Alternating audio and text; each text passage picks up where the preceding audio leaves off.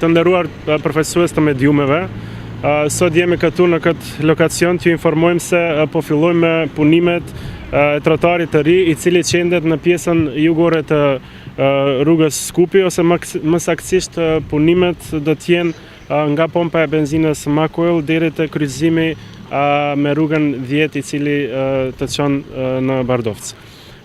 Ky trotuar i ri do të ketë gjatësi prej 500 metrave, ndërsa gjerësia të njëjtit do të jetë 2 metra. Gjatë punimeve janë para edhe vendosje e ramjeve të trotuareve, si dhe asfalt i ri dhe gjithë kjo në hapësirë prej 1000 metrave katror.